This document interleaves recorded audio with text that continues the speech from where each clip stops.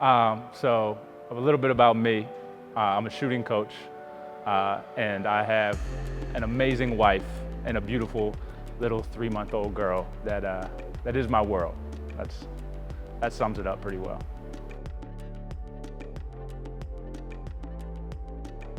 Yeah, so I started playing at 10. I was 10 years old, so I picked up the game a little later than I feel like most people do. And then I attribute my ability to shoot the ball to that. So I think a lot of kids start playing so early and they're shooting at a 10-foot goal and they're not strong enough to shoot the right way. And I was strong enough to do it. I was big enough to do it. So 10 years old, started and fell in love with it, played every single day. Obviously did really well in high school and eventually got a full scholarship to Philadelphia University. Got to play for Hall of Fame coach Herb McGee there. And 4-year starter, a lot of fun. It's a really, really good time. Daily routine, 3:30 a.m. wake-up call. Well, now we'll say it's 3:15 now because I feed the baby, change the baby, and then put her back to sleep. So now 3:30, 3:45, I'm up. And then I get ready. I get to the gym about 4:15, 4:30, lift for about an hour and a half. 4:30 drive to the next gym and get my shooting workout in for about 45 minutes to an hour. Come home, eat, take my little girl to daycare, and then drive about an hour to work. Work for the rest of the day, drive back home, and then spend more family time, any possible workouts that night, and then in bed usually by like 9, 10 o'clock, do it all again. I would say my wife would probably say it's just habit. Like I'm a huge fan of habits. Obviously I preach shooting the basketball, and I think the only way you become a really good shooter is by doing it every single day. Being able to rep out the same exact thing, the same exact way every single time. And I kind of apply that to everything that I do from my morning routine throughout the day. You pretty much know where I'm at any given time, just because I basically do the same thing every day. So I think just very habitual in what I do.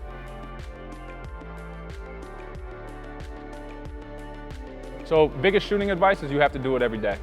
I think too often people think that there's quick fixes. Like say somebody's been shooting for a while and they want to change their jump shot and they think that there's these little fixes they can make, and it's not the case. It's not the case with anything ever. But in terms of actually shooting the basketball, my main points that I stress no matter what are hand under the ball. I don't preach elbow in as much. I know a lot of coaches always are screaming elbow in, elbow in. But I think it's the grip of the basketball at the end of the day that gives kids problems. Because if you tell a kid to just bring his elbow in, but he's not gripping the ball the right way, it's kind of counterproductive. It's not doing what it's really intended to do.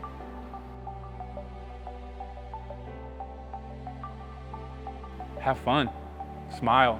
I think I get so many messages from kids that are like, every time I play, I step on the court, I feel so much pressure, and I'm like, you're in 5th grade.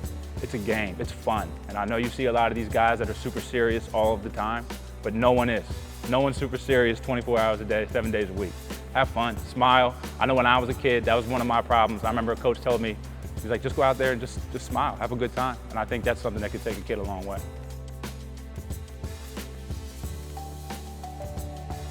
Lift, that's it. That's it, like I just want to be in the gym. I'll lift. There's just something about it that it gets my day going. So I love that. It makes me extremely handsome. It makes me more handsome and more charismatic. It's crazy how it works.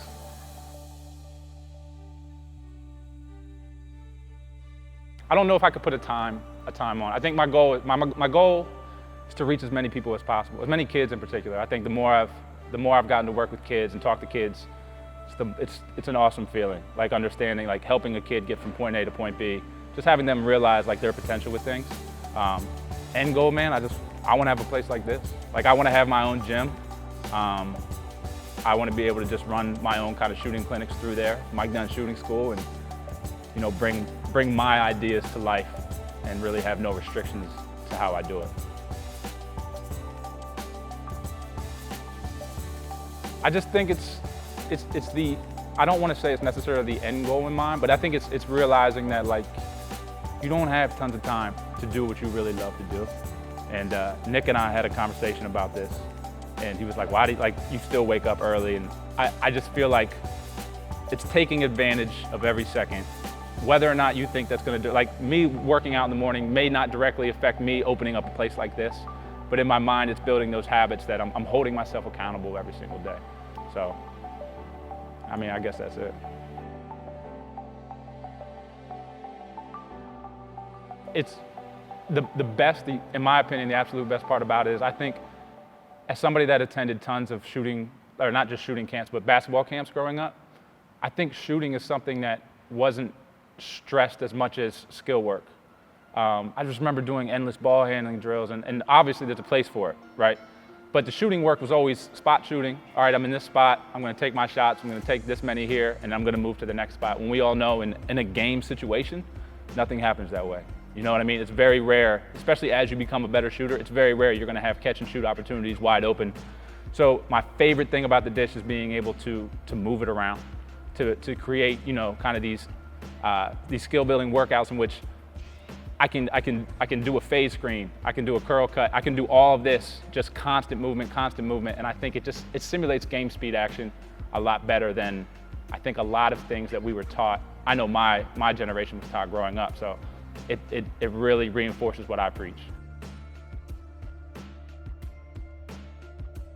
My ultimate goal is to push it to a point after you get the fundamentals down, because I think there's different parts of shooting. There's maybe you don't know exactly what you're doing yet. You don't know exactly how to shoot the ball, so obviously you're going to move a little slower. But as you get to the game speed type stuff, it's taking things to almost an uncomfortable level and getting to a point where, yeah, it's uncomfortable here, but it's controlled, obviously. So you know, you failing right now, it's all controlled failure. We're pushing you to an uncomfortable pace to the point that when a game actually happens, I don't believe in the term slow, it slows down for you. I don't think that's really the case, but I think it's easier for you to find a rhythm because you've already pushed yourself to a certain limit that's maybe even beyond what game speed action is. I think that's huge for players that really want to continue to get better.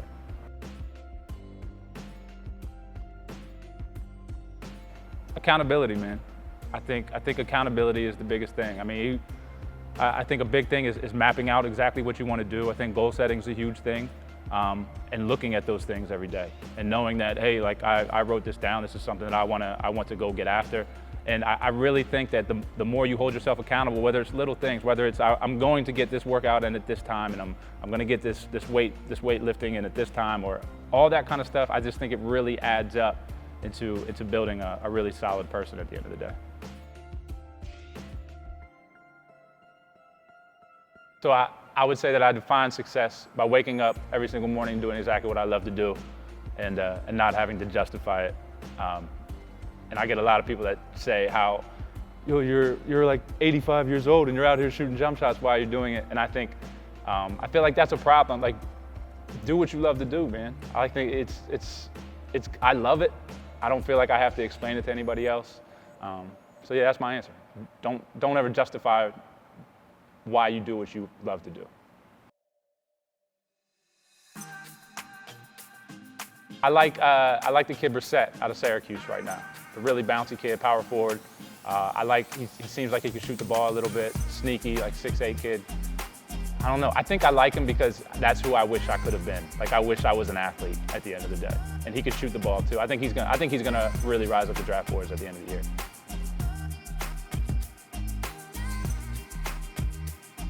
This is gonna be my answer just because I'm a prisoner of the moment right now. I'm gonna go make a crazy pick, and I'm going with Milwaukee to win the whole thing. LeBron James, hands down. Why? I think the way he sees the game is so fun. I think watching him play, like you can obviously see like the physical talents, and I mean he's a freak of nature in regards to that. But how he sees the game, the plays he sees before they happen, like just that real, like those little things. One of my favorite things about LeBron is where he puts every single pass. Like if I was a shooter and I played with LeBron James, life would be heaven because the ball is right here. He can be on the complete opposite side of the floor, and he's putting it right in that shooter's pocket every single time. Sometimes she'll help me. She'll help me when I ask her to help me, but she's busy. we have the little one to look after, so I can't pull her away from all that stuff. But she'll help me when I need the help, for sure.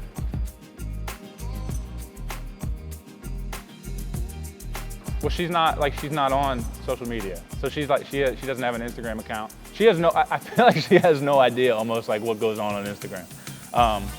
But she was just happy because I got to a point where I wasn't doing anything with basketball to begin with, and I would complain to her about it, and I would say I need to do this, I need to do that, and her answer was just, okay, well then do it, like do something. So I think the fact that I just went ahead and did it just makes her happy, and as long as she knows I like what I do, so she's fine with it.